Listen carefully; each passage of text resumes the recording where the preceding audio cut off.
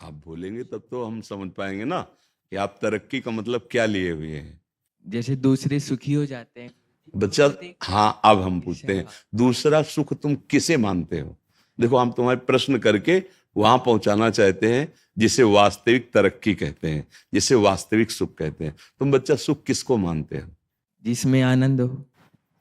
फिर हम पूछ रहे हैं तुम आनंद किसमें मानते हो? हम किसी मानते हैं ना, बढ़िया ब्याह हो जाए, हमारे संपत्ति हो जाए, गाड़ी हो जाए, अच्छी नौकरी हो जाए, समाज में प्रतिष्ठा हो जाए, ऐसा मानते हैं ना? यही तो मानना है ना। हाँ बच्चा, ये लौकिक सुख जो है, मायाकृत जो सुख है, वो पुण्य के प्रताप से मिलता है। अगर आपने पूर्व पुण्य किए हैं, तपस्या है आपकी, तो आपको यहाँ सब सुविधाएं मिलती चली जाएंगी, वैसी बुद्धि प्रवीण होती चली जाएगी पढ़ाई लिखाई में, वैसी अनुकूलता मिलती चली जाएगी। और यदि आपका पूर्व पुण्य नहीं है तो आप प्रयास करेंगे और बाधा आपके सामने खड़ी होती चली जाएगी। आप पढ़ लिख गए, नौकरी नहीं मिल रही, या आप बहुत पढ़ाई में उत्साह रखते हैं लेकिन अनुकूल ट्यूशन नहीं मिल रहा, अनुकूल हमारी व्यवस्था नहीं हो पा रही। लौकिक उन्नति में हमारे पुण्य होते हैं, लौकिक अवनति में देखो, जैसे अज्ञानी जन ना माने लेकिन आप देखो, कोई भी आदमी, कोई भी व्यक्ति जो विवेक बुद्धिमान है, क्या कसर उठा रखता है क्या कि मुझे सुख मिले और कभी दुख ना मिले? कोई कसर, आप बोलो, सब चाह रहे हो ना, तो है ना कोई जो मुझे जबरदस्ती दुख देता है? वो मेरा कर्म है, वो मेरा कर्म है। बस यही अध्यात्म समझाता है कि आप आए हुए दुख सुख को धैर्यपूर्वक बुद्धिमानी से बचकर निकल जाओ। और भजन एक ऐसी वस्तु है, भगवान का नाम जप, भगवान की लीलाओं का गायन श्रवण और दूसरों में भगवत भाव करके सेवा, ये आपकी बाधा रूपी जो पाप कर्म है उनको भस्म कर देगा।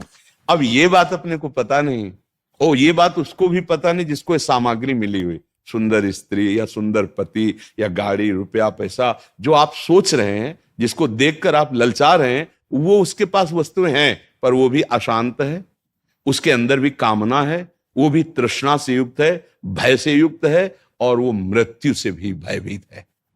तो भैया कहां सुख हुआ?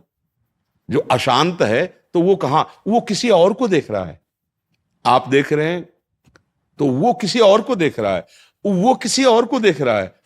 मतलब आप ऐसे, चूंकि आप बच्चा हो, अभी सबसे मिले नहीं, हम बचपन से बाबा जी रहे तो सबसे मिलके देखा है, वैभव है और राक्षसी वृत्ति है, शराब पीना और बहुत से व्यभिचार आदि प्रवृत्तियां, उसे वो सुख मान रहे हैं।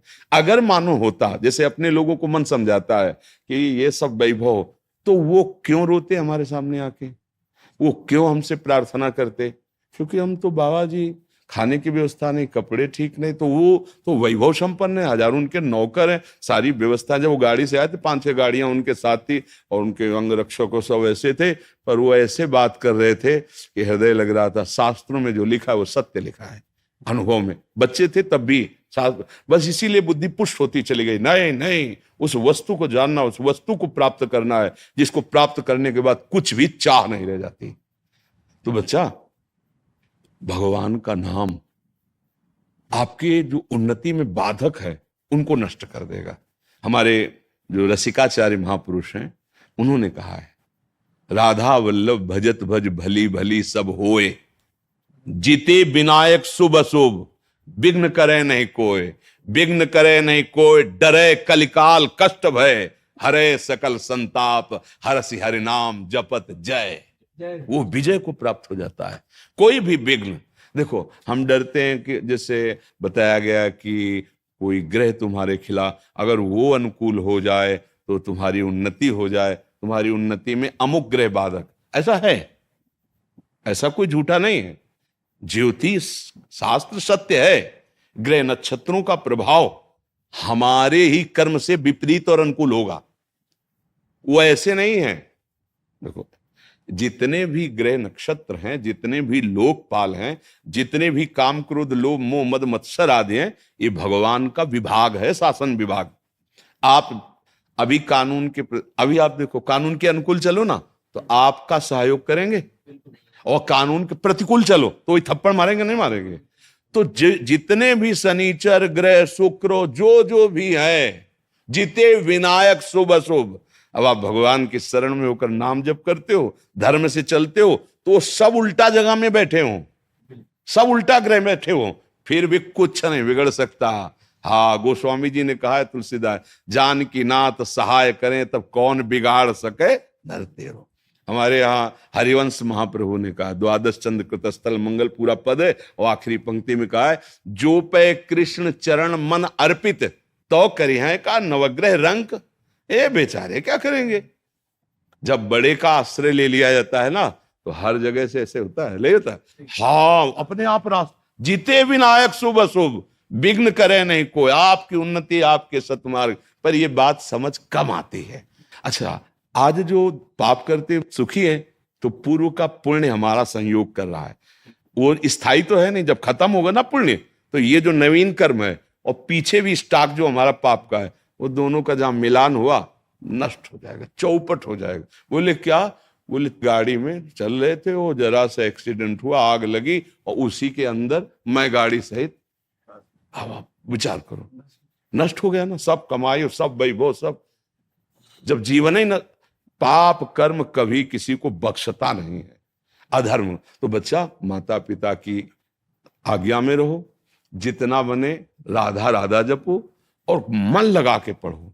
अगर आप ब्रह्मचर्य रहोगे, तो ब्रह्मचर्य में इतनी सामर्थ्य है कि एक बार जो सुन लिया गया, वो जीवन भर याद रहा है। अब तो इतनी औषधियां, इतना सब शरीर पीड़ा में है, एक बार बोला बस, कभी भी जीवन में सुन लेना, स्मृति जागृत हो जाती है। हम जो बार बार पढ़ते हैं, याद नहीं होता ना, उसका कारण ब्रह्मचर्य कीनता है। देखो, अभी नई अवस्था है, हम तुम्हें नियम बताते हैं। सुबह सूर्य उदय के पहले उठो, जल पियो, पानी रख लो, अनुकूल करो उसे गर्म, इतना कि आराम से वज्रासन में बैठना जानते हो? इसके द्वारा बहुत से विद्यार्थियों को लाभ मिलेगा अगर आप इस बात को सोए। वज्रासन जानते हो? नहीं जानते? घुटनों के बल बैठना वज्रासन कहा जाता है। घुटनों के बल जैसे ना बैठते, दोनों पैर घुटनों को, उसमें बैठकर धीरे धीरे राधा राधा नाम जप करते हुए 10 मिनट में जल पियो, आराम आराम। फिर टहलो, शौच स्नान करो, फिर इसके बाद 30 मिनट व्यायाम करो। ये सब सूर्योदय के पहले हो जाना चाहिए। कुछ दंड बैठक, कुछ उछल कूद, आसन, प्राणायाम, व्यायाम, और सात्विक भोजन, सतोगुणी भोजन। ये जो आजकल चला है ना बाजार का पिज्जा बर्गर, ये सब बच्चा, सब ये चीजें अपने लीवर को खराब करने वाली हैं। बहुत आधुनिकता फैल रही ना, ये नहीं नहीं, ऐसा नहीं। सात्विक भोजन जहां तक हो सके सात्विक भोजन पाओ। कभी ऐसे बच्चों का संग मत करो जो धर्म विरुद्ध आचरण सिखाते हैं, आचरण विहीन, वो समझ रहे हो ना, जैसे गंदी बातें, गंदे दृश्य, जो गलत तरफ ले जाए। हाँ, ऐसे बच्चों का संग न करो।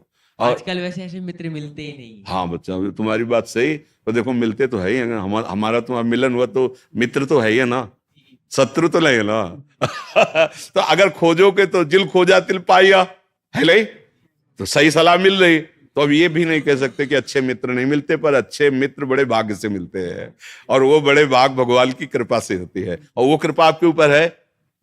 अब स्नान किया, स्नान के बाद व्यायाम किया, फिर कुछ मिनट बैठ करके, पहले तो था कि भाई संध्या गायत्री जैसा, तो अपने धर्मानुकूल। अब वो अगर मान लो बुद्धि नहीं काम करे, तो राधा राधा राधा राधा राधा, थोड़ी देर प्रभु। माता पिता के माथा रख के प्रणाम करो, ऐसे नहीं।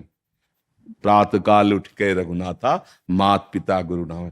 और भगवान को घर में सबके कुछ ना कुछ भगवान के स्वरूप होते हैं। प्रणाम किया, और फिर विद्या को समझो कि आप बहुत बड़ी तपस्या कर रहे हैं। एकांत में बैठकर जो आपका स्वाध्याय है, पूरी तन्मयता से करो। आप देखो बढ़ते हो कि नहीं बढ़ते। शरीर स्वस्थ, संयमी पुरुष, और अपने जो कर्तव्य कर्म को, जैसे आप विद्यार्थी तो आपका वो कर्तव्य, नियमित रूप से आप अपनी दिनचर्या बना लो। आप खुद देखोगे कि जीवन कैसे उन्नति हो। जीवन उन्नति का तात्पर्य सत्य मार्ग में चलना, हृदय आनंदित रहना। वही देशभक्त हो सकता है, वही समुदाय को सुख प्रदान कर सकता है, वही लोगों को तार सकता है। संयम से नहीं है, अपना ही हृदय जल रहा है, तो फिर कोई पद, कोई भी वो मंगलदायक नहीं होगा।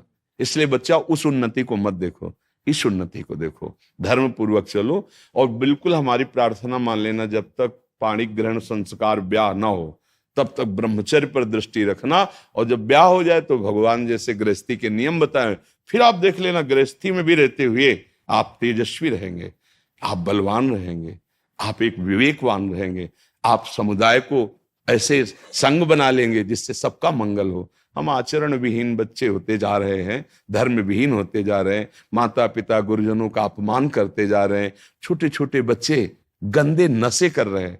अरे अभी तुम्हारा नवीन शरीर है, वो उत्थान को हो रहा है, तुम उसको पतन को ले जा रहे हो। गंदी बातें, गंदे नशे, मतलब स्कूल जा रहे हैं विद्याध्ययन के लिए, विद्या का फल है विनम्रता, वो है ही नहीं।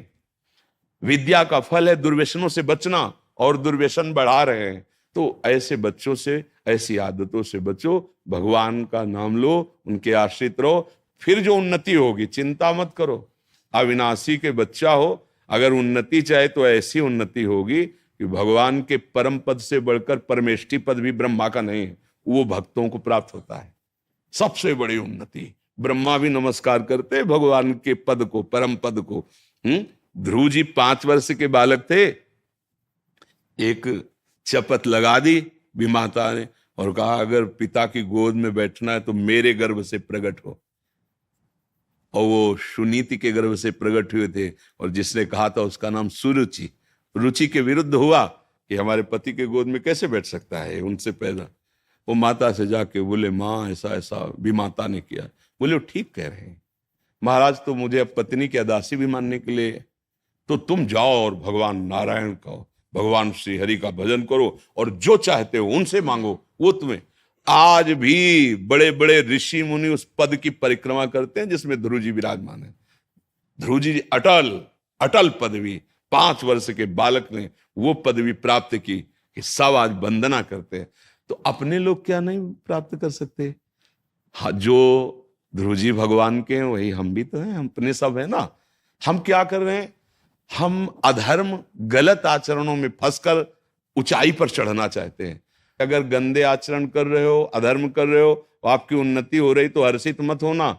जैसे होता है ना, किसी को छठ में चढ़ा जाए तो वो सोच रहा है बहुत ऊपर नहीं चढ़ रहे, ऐसी जगह से पटके जाओगे किसी काम के नहीं रहोगे। और धर्म से चल रहे हो, दीपक की तरह प्रकाश हो रहा है, कुल परंपरागत चलता रहेगा धर्म को बहुत सावधानी से। और हम तुमको धन्यवाद देते हैं कि इतने छोटे बच्चे होकर आप जीवन की उन्नति मंगल के लिए आप चिंतित हैं। आपको ऐसा ही अपने मित्रों को भी सिखाना चाहिए जो आपके आजकल मित्र तो बने। ऐसे हैं जी, मेरे 3-4 दोस्त ऐसे हैं जो गलत तरफ ले जाते हैं, नहीं, गलत बस बात करते हैं। दूर रहना, दूर, बहुत बहुत। हम प्रायः कोई ऐसा दिन नहीं जाता जिस दिन ये चर्चा न करें कि हमारी नवीन पीढ़ी अब मर्यादा रहित होती चली जा रही है, और वही नवीन पीढ़ी तो हमारा भविष्य है। अरे भाई, स्कूल में जब पढ़ते थे सब एक ही लाइन में तो बैठते थे, कोई महात्मा बना, कोई डॉक्टर बना, कोई पदाधिकारी बना, वही तो वहीं से तो सब बनते हैं। तो हाँ, इसलिए हमारा भविष्य, हमारे देश का भविष्य, हमारे धर्म का स्वरूप